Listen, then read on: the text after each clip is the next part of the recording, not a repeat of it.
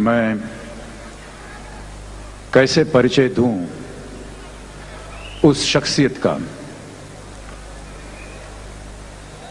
जिनका नाम खुद अपने आप में एक परिचय है।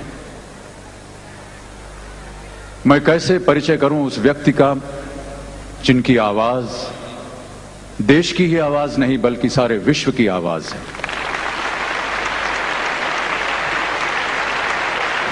निस्संदेह एक ऐसी आवाज जिसे सही मानों में वॉइस ऑफ द मिलेनियम कहा जाना चाहिए।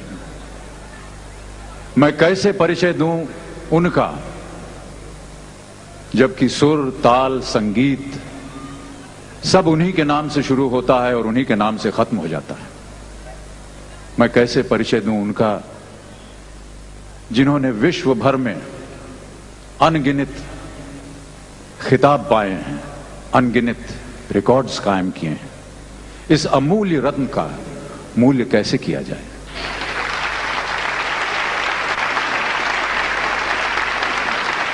इन प्रश्नों का उत्तर देने के लिए न तो मेरे पास दिमाग है और ना ही शब्द।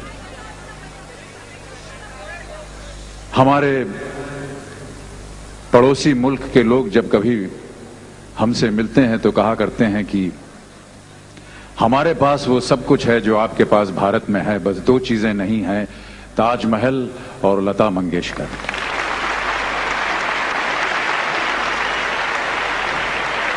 इतनी बड़ी उपलब्धि अपने आप में ही एक अजूबा है। परंतु अपनी छोटी सी हैसियत में लता जी के गुणों का वर्णन करने के लिए मैं प्रयत्न करना चाहता हूं। धृष्टता के लिए लता जी मुझे क्षमा करें। पता नहीं आप लोगों ने कभी सितार को नजदीक से या करीब से देखा है या नहीं।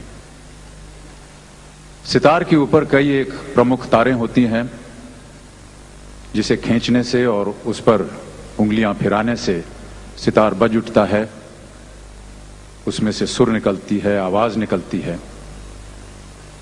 इन प्रमुख तारों के नीचे भी 10-12 और तारें होती हैं, कुछ पतली सी, जिन्हें कि आमतौर पर सिंपैथेटिक स्ट्रिंग्स कहा जाता है। और जब कभी भी सितार वादक इनकी धुन, इनकी ध्वनि सुनना चाहता है तो वह अपनी छोटी उंगली से उन्हें छेड़ता है और उनमें से ध्वनि निकलती है। लेकिन अक्सर यह होता है कि अगर प्रमुख तार को ऐसे ढंग से खींचा जाए कि उनका सुर सही निकले तो ये सिंपैथेटिक स्ट्रिंग्स अपने आप बज उठते हैं।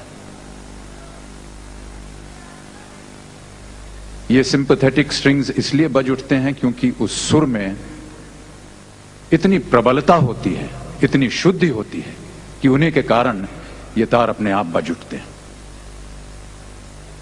लता जी के सुर में, लता जी के गायन में, लता जी की आवाज में मेरा ऐसा मानना है कि इतनी प्रबलता है, इतनी शुद्धि है कि वो मनुष्य की आत्मा के तारों को झंकृत कर देती है।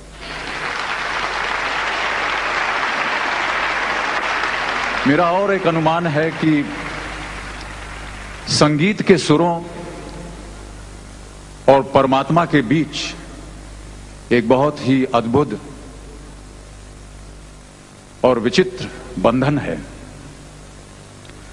और यदि कोई ऐसी डोर है या कोई ऐसा तार है जो मनुष्य की आत्मा को परमात्मा के साथ बांधता है, जोड़ता है, तो उस डोर, उस तार का नाम है लता मंगेशकर।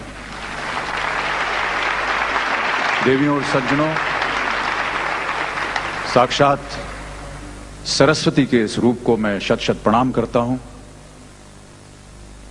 और बड़े ही विनम्र भाव से आग्रह करता हूं, आमंत्रित करता हूं कि लता जी हमारे समक्ष आए और हमारे और आपकी आत्माओं को परमात्मा के साथ बांधें।